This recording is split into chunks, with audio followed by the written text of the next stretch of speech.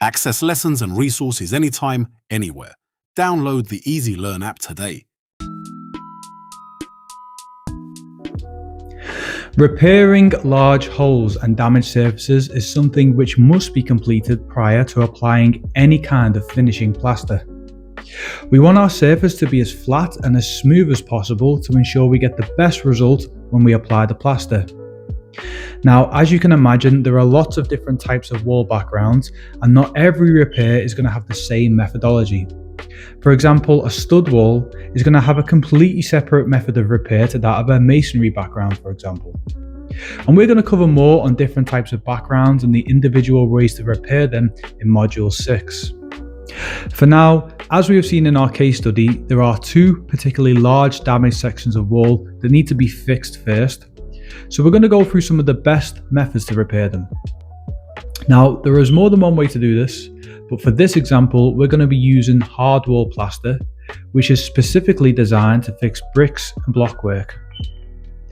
Another material that we could have used is thistle bonding, which we're going to go through in much more detail in the following lesson. Again, we could have applied a piece of plasterboard using the dot and dab method, but this is something we'll go through in much more detail in Module 6. So here we are mixing up the hard wall in the same way we would with any finishing plaster. Applying the hard wall in stages into a bucket already filled with water. As we continue to mix and add more, the hard wall will gradually begin to thicken up. Be sure to scrape the sides of the bucket as you go to remove any clumps of unmixed plaster, and keep adding and mixing until you reach a nice workable texture like we have in this example. Next, we will apply the hard wall directly onto the masonry, nice and thick to match the thickness of the surrounding plaster.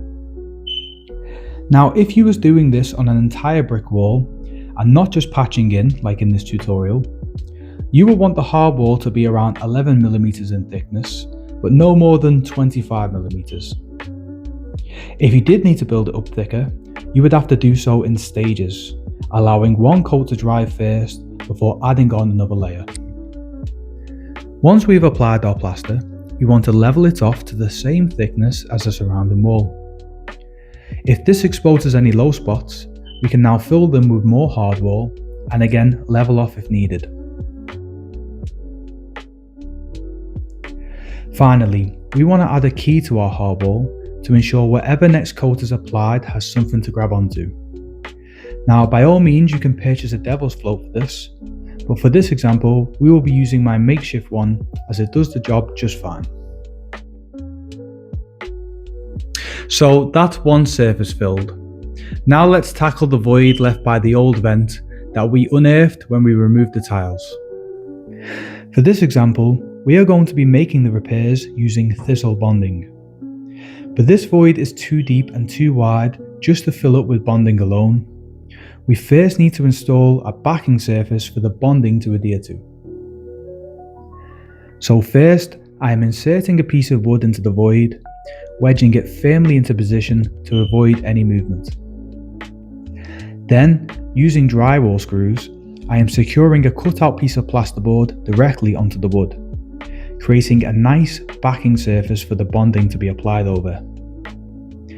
Be sure to apply scrim tape around the edges to reduce the risk of cracking. We will go into more depth about when and how to apply scrim tape in a later lesson. Now, of course, there are many ways that we could have approached filling this void.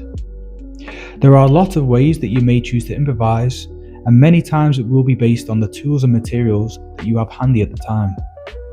But for this example, we'll just keep it nice and simple with some good old reliable woodwork and plasterboard. Now, once the plasterboard and scrim tape has been applied, we can technically go straight over with our finishing plaster. However, in the next lesson, you're going to see how we use thistle bonding to make the final touches to this repair, as well as chase out any remaining small holes or imperfections in the plaster.